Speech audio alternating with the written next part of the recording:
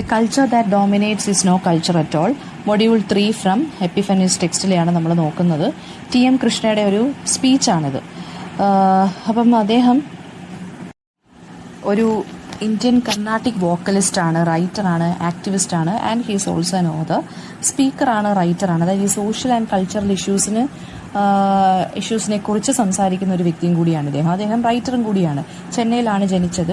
ഒരു വോക്കലിസ്റ്റാണ്. സോ ഒരുപാട് സ്റ്റൈലിലും അതായത് മ്യൂസിക്കിൻ്റെ സ്റ്റൈലിലും പിന്നെ ഒരുപാട് ഇന്നോവേഷൻസ് ഇദ്ദേഹം കൊണ്ടുവരാൻ ശ്രമിച്ചിട്ടുണ്ട്.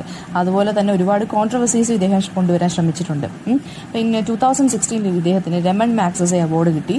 അതായത് ഒരു ആസ് ആൻ ആർട്ടിസ്റ്റ്, ഒരു കമ്മിറ്റഡ് ആർട്ടിസ്റ്റായിട്ട് അദ്ദേഹത്തിൻ്റെ ആർട്ടിന് ഈ ആർട്ടിനെ അദ്ദേഹം ബാക്കിയുള്ള സോഷ്യൽ ഇഷ്യൂസിനെ കുറിച്ചൊക്കെ റിഫൈൻ ചെയ്യാനും റിഫോം ചെയ്യാനും ഒക്കെ യൂസ് ചെയ്തിട്ടുള്ളത് കൊണ്ട് അദ്ദേഹത്തിന് രമൺ മാഗ്സസെ അവാർഡ് കിട്ടി. അപ്പം ഫാമിലി ഓഫ് മ്യൂസീഷ്യൻസിലാണ് ഇദ്ദേഹം ജനിച്ചത് തന്നെ. 6-ാമത്തെ വയസ്സോട് തുടങ്ങിയതാണ് ഇദ്ദേഹത്തിൻ്റെ മ്യൂസിക്കൽ പെർഫോമൻസ്. പിന്നെ ഇദ്ദേഹത്തിനെ പഠിപ്പിച്ച ആളുകളുടെ പേരൊക്കെ നിങ്ങളുടെ ടെക്സ്റ്റ് ബുക്കിനകത്ത് കൊടുത്തിട്ടുണ്ട്. അപ്പം ഈ TT Krishnamachari, former Indian finance മിനിസ്റ്ററാണ്, ഇൻഡസ്ട്രിയലിസ്റ്റാണ്. അദ്ദേഹത്തിൻ്റെ നെഫ്യൂ ആണ് നമ്മുടെ കൃഷ്ണ നമ്മുടെ TM കൃഷ്ണ എന്ന് പറയുന്ന ഈ ഒരു ആർട്ടിസ്റ്റ്. അപ്പം അതുപോലെ തന്നെ ഇദ്ദേഹത്തിനെ കുറിച്ച് പറയാനാണെങ്കിൽ നമുക്കിപ്പോൾ പഠിക്കാനുള്ള ഈ ഒരു എസ്സേ എന്ന് പറയുന്നത് അദ്ദേഹത്തിൻ്റെ സ്പീച്ചാണ്. ഈ രമൺ മാഗ്സസെ അവാർഡ് കിട്ടിയപ്പോൾ അദ്ദേഹം അവിടെ ആ ഓഡിയൻസിനെ അഡ്രസ്സ് ചെയ്തുകൊണ്ട് പറഞ്ഞൊരു സ്പീച്ചാണ്. അപ്പം ഈ TM കൃഷ്ണ എന്ന് പറയുന്ന ആൾ ഒരുപാട് ഇഷ്യൂസിനെ കുറിച്ച് സംസാരിച്ചിട്ടുണ്ട്, എഴുതിയിട്ടുമുണ്ട്.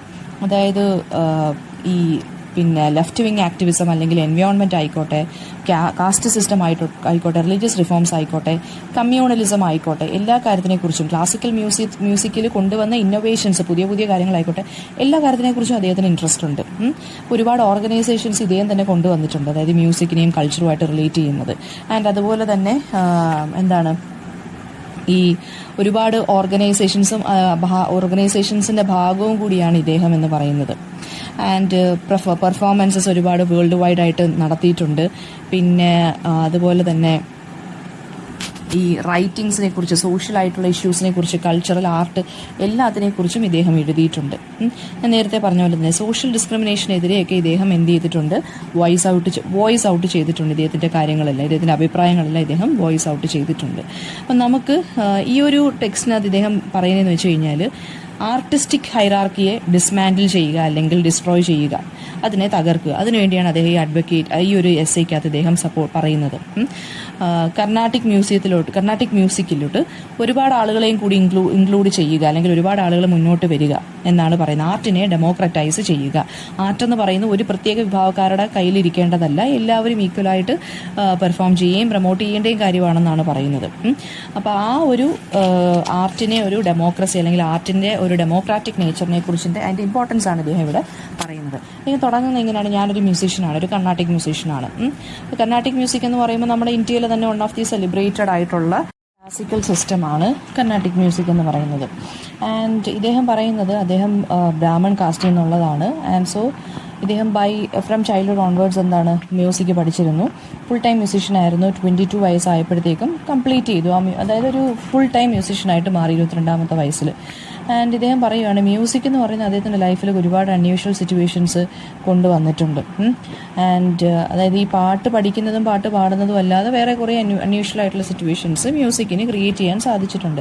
സോ എന്താണ് മ്യൂസിക്, അല്ലെങ്കിൽ അതിൻ്റെ ഹിസ്റ്ററി എന്താണ്, അതിൻ്റെ പേർപ്പസ് എന്താണെന്നൊക്കെ അദ്ദേഹത്തിൻ്റെ മൈൻഡിൽ ക്വസ്റ്റ്യൻസ് ഒക്കെ ഇങ്ങനെ വന്നുകൊണ്ടിരിക്കുകയാണ്. അപ്പോൾ ക്വസ്റ്റ്യൻസൊക്കെ പ്രോഗ്രസ് ചെയ്തുകൊണ്ടിരുന്നപ്പോൾ തന്നെ ഇദ്ദേഹം സ്വയം ക്വസ്റ്റ്യൻ ചെയ്യാൻ തുടങ്ങി. അതായത് ഈ കാര്യങ്ങൾ മ്യൂസിക്കിനെക്കുറിച്ചും മ്യൂസിക് പഠിക്കുന്നതിനെക്കുറിച്ചും പാടുന്നതിനെക്കുറിച്ചും ഒക്കെ വന്നപ്പോഴത്തേക്ക് സെൽഫ് ക്വസ്റ്റ്യനിങ് എന്ന് പറഞ്ഞൊരു സംഭവം ഇദ്ദേഹത്തിൻ്റെ മൈൻഡിൽ വരാൻ തുടങ്ങി. അതായത് സ്വന്തമായിട്ട് ക്വസ്റ്റ്യൻ ചെയ്യാൻ തുടങ്ങി സ്വന്തം സെൽഫിനെ. അതായത് ഞാൻ ആരാണ്, എൻ്റെ സോഷ്യൽ അഡ്രസ്സ് എന്താണ്, അതായത് ഞാൻ സൊസൈറ്റിയിൽ എങ്ങനെയാണ് അഡ്രസ്സ് ചെയ്യപ്പെടുന്നത്, ആൻഡ് ആരാണ് ഈ ആളുകൾ എൻ്റെ മ്യൂസിക്കിനെ അപ്ലോഡ് ചെയ്യുന്നത്, അപ്രീഷിയേറ്റ് ചെയ്യുന്നത്, ആ മ്യൂസിക്കിൻ്റെ ഓരോ മൂവ്മെൻറ്റിനെയും അപ്രീഷിയേറ്റ് ചെയ്യുന്ന ഈ ആളുകളൊക്കെ ആരാണ് എനിക്ക് ചുറ്റിനുമുള്ളവർ. ഓക്കെ.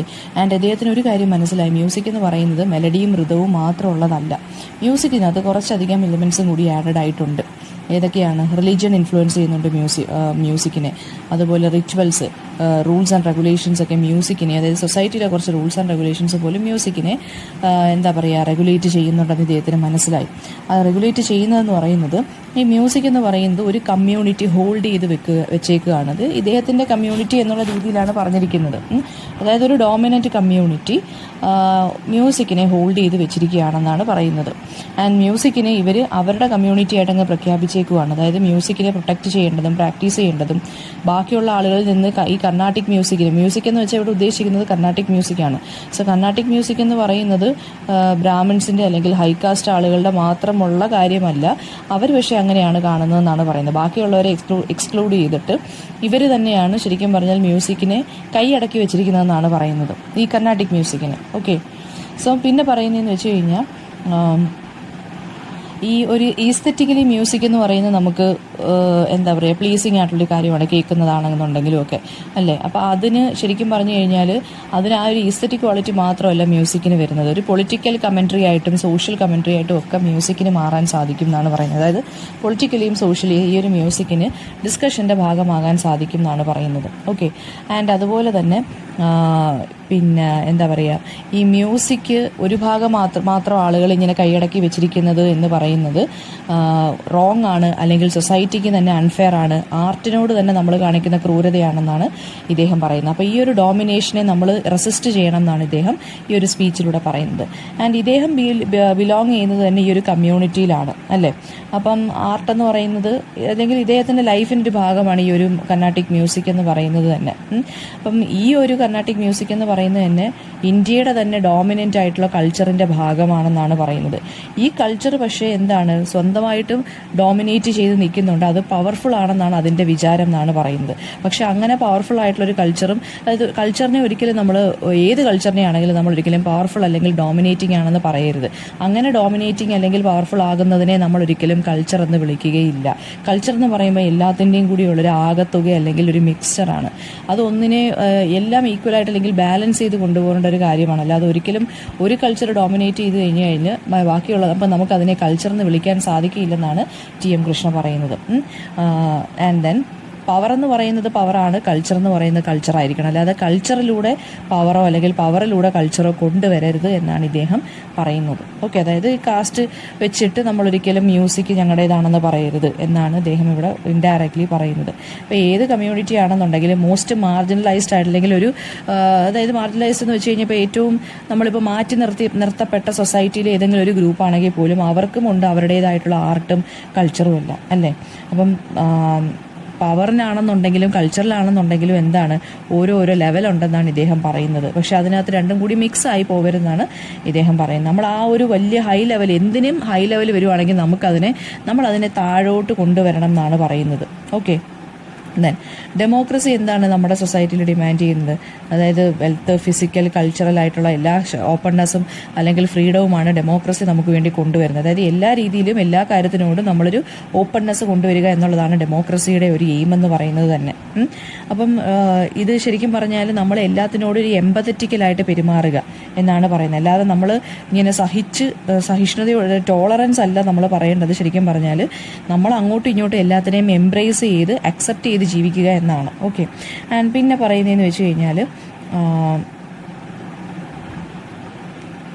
ആർട്ട് അല്ലെങ്കിൽ കൾച്ചർ എന്താണ് നമ്മളെ പഠിപ്പിക്കുന്നത്? ആർട്ട് എന്താണ് മെയിൻലി നമ്മളെ ഹ്യൂമൻ ബീങ്സിനെ പഠിപ്പിക്കുന്നത് എന്താണെന്ന് വെച്ച് കഴിഞ്ഞാൽ ഇതൊരു കോംപ്ലക്സ് അല്ലെങ്കിൽ ഒരു ബ്യൂട്ടിഫുൾ പ്ലാനറ്റാണ്. നമുക്ക് നമ്മുടേതായിട്ടുള്ള സ്ട്രഗിൾസും സെലിബ്രേഷൻസും ഒക്കെ ഒരുപാടുണ്ട്. പക്ഷേ നമ്മളെ ഒന്നാക്കി മാറ്റുന്നതെന്ന് പറയുന്നത് എന്താണെന്നാണ് പറയുന്നത് ഈ ഒരു ആർട്ടാണ് എന്നാണ് ഇദ്ദേഹം പറയുന്നത്. ഓക്കെ, അപ്പം പക്ഷെ ആ ആർട്ടിനെ വെച്ചിട്ട് നമ്മൾ എന്ത് ചെയ്യരുത്, അങ്ങോട്ടും ഇങ്ങോട്ടും നമ്മൾ ഓരോ കാര്യത്തിനെ സെപ്പറേറ്റ് ചെയ്ത് കാണിക്കരുത് എന്നാണ് ഇദ്ദേഹം പറയുന്നത്. പിന്നെ അടുത്തതെന്ന് വെച്ച് കഴിഞ്ഞാൽ ഇദ്ദേഹം പറയുവാണ് എനിക്ക് അവാർഡ് കിട്ടിയെന്ന് വെച്ച് കഴിഞ്ഞാൽ ഞാൻ ഒരുപാട് താങ്ക്ഫുൾ ആണെന്നൊക്കെ അദ്ദേഹം പറയുന്നുണ്ടെങ്കിലും ഈ അവാർഡെന്ന് പറയുന്നത് എൻ്റെ ഉള്ളിലെ ആ ഒരു മ്യൂസീഷ്യനെ ശരിക്കും പറഞ്ഞാൽ അക്സെപ്റ്റ് ചെയ്യുന്നതിന് തുല്യമാണ്. എന്നിട്ട് അദ്ദേഹം പറയുന്നത് ഈ അവാർഡ് എന്നെ പഠിപ്പിച്ചിരിക്കുന്നത് എന്താണെന്ന് വെച്ചാൽ ആർട്ടും ലൈഫും തമ്മിൽ നല്ല കണക്ഷൻ ഉണ്ടെന്നാണ് പറഞ്ഞേക്കുന്നത്. ആൻഡ് ആർട്ട് ഇല്ലായിരുന്നുവെങ്കിൽ ഞാനിവിടെ ഇത്രയും സപ്പോർട്ട് കൂടിയും ഗൈഡൻസോട് കൂടിയും ഞാനിവിടെ നിൽക്കുകയില്ലായിരുന്നു എന്നാണ് പറയുന്നത്. സോ ഈ അവാർഡ് എന്ന് പറയുന്നത് ശരിക്കും പറഞ്ഞാൽ ഈ മ്യൂസിക്കൽ ട്രഡീഷൻ ഹോളായിട്ടുള്ള ഇൻ ജനറലായിട്ട് മ്യൂസിക്കൽ ട്രഡീഷന് മാത്രം ബിലോങ് ചെയ്തിട്ടുള്ളതാണെന്നാണ് അദ്ദേഹം പറയുന്നത്. ഈ ഒരു മ്യൂസിക്കൽ ട്രഡീഷനാണ് എന്നെ ഇവിടെ വരെ കൊണ്ട് എത്തിച്ചതെന്നാണ് ഇദ്ദേഹം ഓപ്പൺലി പറയുന്നത്. ആൻഡ് അതുപോലെ തന്നെ എനിക്ക് ഒരുപാട് ഓപ്പർച്യൂണിറ്റീസും ചോയ്സസും തന്നത് തന്നെ ഈ മ്യൂസിക്കൽ ട്രഡീഷനാണ്. ദെൻ അദ്ദേഹം ഒരു കർണാട്ടിക് സോങ്ങിൻ്റെ കാര്യം പറഞ്ഞിട്ടാണ് ഈ ഒരു സ്പീച്ച് കൺക്ലൂഡ് ചെയ്യുന്നത്. 19th സെഞ്ച്വറിയിൽ ഒരു തമിഴ് മ്യൂസീഷ്യൻ അല്ലെങ്കിൽ ഒരു കമ്പോസർ ഉണ്ടായിരുന്നു, ഗോപാലകൃഷ്ണ ഭാരതി എന്നായിരുന്നു അദ്ദേഹത്തിൻ്റെ പേര്. അദ്ദേഹം ഒരു മ്യൂസിക്കൽ ഒപ്പേറ ക്രിയേറ്റ് ചെയ്തു. എന്തിനെക്കുറിച്ചായിരുന്നു? ഈ ദളിത് ആളുകളുടെ സ്ട്രഗിൾസിനെ കുറിച്ചായിരുന്നു. അതായത് ദളിത് ഒരു ഹിന്ദു സന്യാസിയായിട്ടുള്ള നന്ദനാറിനെ കുറിച്ചായിരുന്നു. ആ സന്യാസി എന്തൊക്കെ ഫേസ് ചെയ്തു അല്ലെങ്കിൽ ദളിതർ എന്തൊക്കെ ഫേസ് ചെയ്തു എന്നുള്ളതിനെ കുറിച്ചായിരുന്നു ഇദ്ദേഹം കമ്പോസ് ചെയ്ത്. അതായത് മ്യൂസിക്കൽ ഒപ്പേറ തന്നെ അദ്ദേഹം കമ്പോസ് ചെയ്തിരിക്കുന്നു. ഈ സോങ്ങിനകത്ത് എന്താ പറഞ്ഞിരിക്കുന്നത് വെച്ച് കഴിഞ്ഞാൽ നന്ദനാർ ടെമ്പിളിലോട്ട് കയറണം. പക്ഷെ അത് ദളിതനായതുകൊണ്ട് അതൊരു ശിവന്റെ ടെമ്പിളായിരുന്നു. അങ്ങനെ അദ്ദേഹത്തിന് ശിവന്റെ മുമ്പിൽ പോയി പാട്ട് പാടണം ആ ഒരു പ്രസൻസിൽ. അപ്പോൾ ദളിത്സ് എന്ന് പറയുന്നത് എന്താണ്? ഹിന്ദു ടെമ്പിൾസിൽ ആ സമയത്ത് 20th സെഞ്ച്വറിയിൽ കയറാൻ പോലും സമ്മതിക്കത്തില്ലായിരുന്നു. പക്ഷേ 21st സെഞ്ച്വറി ആയപ്പോൾ എന്ത് പറ്റി? ദളിത്സിന് എല്ലാ കാര്യത്തിലും ആക്സസ് വേണം എന്ന് പറഞ്ഞ് അവർ എല്ലാ ഓപ്പർച്യൂണിറ്റീസും റൈറ്റ്സും പവർ പോലും അവർ ഷെയർ ചെയ്യാൻ തുടങ്ങിയിരിക്കുന്നു എന്നാണ് പറയുന്നത്. അതായത് മാറ്റത്തിൻ്റെ കാലം വന്നിരിക്കുന്നു. ഇന്നെന്ന് പറയുന്നത് ഒരുപാട് നന്ദനാസ് ഉണ്ട് അല്ലേ? ആ ദളിത് കമ്മ്യൂണിറ്റിയിൽ വരുന്ന ആരാണെന്നുള്ള അവരെല്ലാം സ്ട്രോങ് ആണ്, ഓർഗനൈസ്ഡ് ആണ്, അവരുടെ റൈറ്റ്സ് ഒക്കെ അവർക്ക് നല്ല രീതിയിൽ അറിയാം. അതുപോലെ തന്നെ പവർഫുള്ളാണ്, ഇമ്പാക്റ്റ്ഫുള്ളും കൂടിയാണ് ഇവർ ഇത്രയും പേര്. അപ്പോൾ ഈ മാർജിനലൈസ്ഡ് കമ്മ്യൂണിറ്റിയുടെ സ്ട്രഗിൾ എന്ന് പറയുന്നത് എല്ലാ സ്ഥലത്തും ഉണ്ട്. അവർക്ക് റെസ്പെക്റ്റും ഈക്വാലിറ്റിയും എല്ലാ സ്ഥലത്തും കിട്ടണം. അത് പൊളിറ്റിക്കൽ ആണെങ്കിലും സോഷ്യൽ ആണെങ്കിലും റിലീജിയസ് ആണെന്നുണ്ടെങ്കിലും എല്ലാ രീതിയിലും അവർക്ക് റെസ്പെക്റ്റും ഈക്വാലിറ്റിയും കിട്ടിയിരിക്കണം. പക്ഷേ അൺഫോർച്ചുനേറ്റ്ലി കുറച്ച് ഡോർസ് എന്ന് പറയുന്നത് ഇപ്പോഴും അവർക്ക് ക്ലോസ്ഡ് ആണ്. അതായത് ചില ഓപ്പർച്യൂണിറ്റീസ് അവർക്ക് കിട്ടുന്നില്ല. അതിൻ്റെ എക്സാമ്പിളായിട്ടാണ് അദ്ദേഹം പറഞ്ഞിരിക്കുന്നത് ആരുടെ കാര്യം? ഈ മ്യൂസിക്കിൻ്റെ കാര്യം എന്ന് പറയുന്നത്, അതായത് എസ്പെഷ്യലി കർണാട്ടിക് മ്യൂസിക് എന്ന് പറയുന്നത്. അപ്പോൾ ഇനി നമുക്ക് ഇതിനകത്തുള്ള ക്വസ്റ്റ്യൻ ആൻസേഴ്സ് ഒന്ന് നോക്കാം. അപ്പോൾ ഇതിനകത്തുനിന്ന് വരുന്ന ക്വസ്റ്റ്യൻ എന്ന് പറയുന്നത് ഈ ഒരു സിഗ്നിഫിക്കൻസ് ഓഫ് അതായത് TM കൃഷ്ണ എൻഡ് ചെയ്യുന്ന നേരത്ത്, ഈ ഒരു സ്പീച്ച് എൻഡ് ചെയ്യാൻ നേരത്ത് അദ്ദേഹം ഒരു സ്റ്റോറി പറഞ്ഞല്ലോ, അതിൻ്റെ സിഗ്നിഫിക്കൻസ് എന്താണെന്നാണ് ഇദ്ദേഹം പറയുന്നത്. അപ്പോൾ ആ ഒരു ലൈൻസ് എന്ന് പറയുന്നത് TM കൃഷ്ണ പാട്ട് പാടി എന്നാണ് പറഞ്ഞിരിക്കുന്നത് കേട്ടോ. ഇതിനെക്കുറിച്ച് ആ ഒരു നന്ദനാറിനെ കുറിച്ച് എഴുതിയ ആ ഒരു പാട്ടുണ്ടല്ലോ, അത് പാടി എന്നാണ് പറയുന്നത്. എന്തിനാണെന്ന് വെച്ച് കഴിഞ്ഞാൽ എന്താണ്, ഈ നന്ദനാർക്ക് അല്ലെങ്കിൽ ഇത് ശിവന്റെ അടുത്ത് പോയി പാട്ട് പാടാനുള്ള ആഗ്രഹം ഉണ്ടായിരുന്നു, പക്ഷെ കയറ്റിയില്ല ദളിതനായതുകൊണ്ട്. 21st സെഞ്ച്വറിയിലായിരുന്നെങ്കിൽ ഇതൊക്കെ പെട്ടെന്ന് തന്നെ ആഗ്രഹം സാധിച്ചേനെ. പക്ഷെ എന്നാൽ പോലും ചില ഡോർസ് ക്ലോസ്ഡ് ആണെന്നാണ് ഇദ്ദേഹം പറയുന്നത്. ഓക്കെ, പിന്നെ അടുത്തതെന്ന് വെച്ച് കഴിഞ്ഞാൽ ഇതിനകത്ത് വരുന്നത് ഈ കർണാട്ടിക് മ്യൂസിക് എന്ന് പറയുന്ന സംഭവം ആ ഒരു എങ്ങനെയാണിത്, അതായത് ഇദ്ദേഹം പറഞ്ഞല്ലോ ഈസ്തെറ്റിക്കലി അപ്പീലിംഗ് ആവണം മ്യൂസിക് എന്ന് പറയുന്നത്. അത് ഈ കർണാട്ടിക് മ്യൂസിക്കുമായിട്ട് എന്താണ് ബന്ധം? ഈസ്തെറ്റിക്സ് എന്ന് പറയുമ്പോൾ എന്താണ് ശരിക്കും പറഞ്ഞാൽ ഒരു ബ്യൂട്ടി അല്ലെങ്കിൽ ടേസ്റ്റിനെ കുറിച്ചുള്ള ഫിലോസഫിക്കൽ സ്റ്റഡിയാണ് ഈസ്തെറ്റിക്സ് എന്ന് പറയുന്നത്. അപ്പോൾ അത് ഫിലോസഫിയായിട്ടും ആർട്ടായിട്ടൊക്കെ നല്ല രീതിയിൽ ബന്ധമുള്ളതാണ് ഈസ്തെറ്റിക്സ് എന്ന് പറയുന്നത്. ഓക്കെ, അപ്പോൾ കർണാട്ടിക് മ്യൂസിക്കിലാണെന്നുണ്ടെങ്കിലും ഏത് മ്യൂസിക്കിലാണെന്നുണ്ടെങ്കിലും ഈ ഒരു ഈസ്തെറ്റിക് അപ്പീൽ ഉണ്ടെന്നാണ് ഇദ്ദേഹം പറഞ്ഞിരിക്കുന്നത്. ഒരു ഹാർമണി ഉണ്ട്, ഒരു നമുക്കൊരു കമ്പോഷർ, ഇത് കേൾക്കുമ്പോൾ നമുക്കൊരു പീസ്ഫുൾനെസ് കാണും അല്ലേ? അപ്പോൾ ഈ കർണാട്ടിക് മ്യൂസിക് ആണെന്നുണ്ടെങ്കിൽ ലിറിസിസ്റ്റിനാണെങ്കിലും വോക്കലിസ്റ്റിനാണെന്നുണ്ടെങ്കിലും എല്ലാവർക്കും ഈക്വലായിട്ടുള്ള ഇമ്പോർട്ടൻസ് ആണ് കൊടുത്തിരിക്കുന്നത്. അപ്പം അതാണ് ഇവിടെ ഇദ്ദേഹം ഊന്നൽ കൊടുത്ത് ഫോക്കസ് കൊടുത്ത് പറഞ്ഞിരിക്കുന്നത്. നെക്സ്റ്റ് അനദർ തിങ് ഇസ്, പിന്നെ വേറൊരു പോയിന്റ് എന്താണെന്ന് വെച്ച് കഴിഞ്ഞാൽ ഈ കർണാട്ടിക് മ്യൂസിക്കിൻ്റെ ഇമ്പോർട്ടൻസിനെ കുറിച്ചും അതുപോലെ തന്നെ കർണാട്ടിക് മ്യൂസിക് ബാക്കിയുള്ള, അതായത് ലാർജ് ഓഡിയൻസിന് ആക്സസിബിൾ ആവണം എന്നാണ് ഇദ്ദേഹം ഈ ഒരു സ്പീച്ചിലൂടെ ഉദ്ദേശിച്ചിരിക്കുന്നത്. അതായത് ആർട്ടിനെ ശരിക്കും പറഞ്ഞാൽ എല്ലാവർക്കും വിസിബിൾ ആക്കി മാറ്റുക, എല്ലാവർക്കും ഇമ്പോർട്ടൻ്റ് ആക്കി മാറ്റുക, ഒരു ലിബറേഷൻ പോലെയാണ് അദ്ദേഹം ഈ ഒരു സ്പീച്ച് പറഞ്ഞിരിക്കുന്നത്. ആർട്ടിനെ നമ്മൾ ലിബറേറ്റ് ചെയ്ത് എല്ലാവരിലും എത്തിക്കുക എന്നുള്ളതാണ് പറഞ്ഞിരിക്കുന്നത്, എസ്പെഷ്യലി ക്ലാസിക്കൽ മ്യൂസിക് അല്ലെങ്കിൽ കർണാട്ടിക് മ്യൂസിക്കിന്. അപ്പം ഇത്രയുമാണ് ഇതിനകത്ത് പറഞ്ഞു പോയേക്കുന്നത്. അദ്ദേഹം പറയുന്ന ഒരേ ഒരു പോയിന്റേ ഉള്ളൂ. ഏത് കാര്യമാണെന്നുണ്ടെങ്കിലും നമ്മൾ ഒരു കാര്യത്തിന് കൾച്ചറാണെന്നുണ്ടെങ്കിലും കൾച്ചർ, അതായത് ഈ ആർട്ട് മ്യൂസിക് എന്നൊക്കെ പറയുന്നത് നമ്മുടെ കൾച്ചറിൻ്റെ ഭാഗമാണ്. അപ്പോൾ എല്ലാവർക്കും ഓരോ ടൈപ്പ് കൾച്ചർ ആണെന്നുണ്ടെങ്കിൽ പോലും അത് നമ്മൾ എന്ത് ചെയ്യണം, ഈക്വലി ഷെയർ ചെയ്യണം എന്നാണ് പറയുന്നത്. അല്ലാതെ ഒരാൾ മാത്രം കൈയടക്കി വെച്ചേക്കുന്ന കാര്യമല്ല എന്നുള്ളതാണ് അദ്ദേഹം ഇവിടെ ഫോക്കസ് ചെയ്ത് പറയുന്നത്. എന്തെങ്കിലും ഡൗട്ട് ഉണ്ടെങ്കിൽ കമൻറ്റ് ബോക്സിൽ ചോദിക്കുക. Thank you.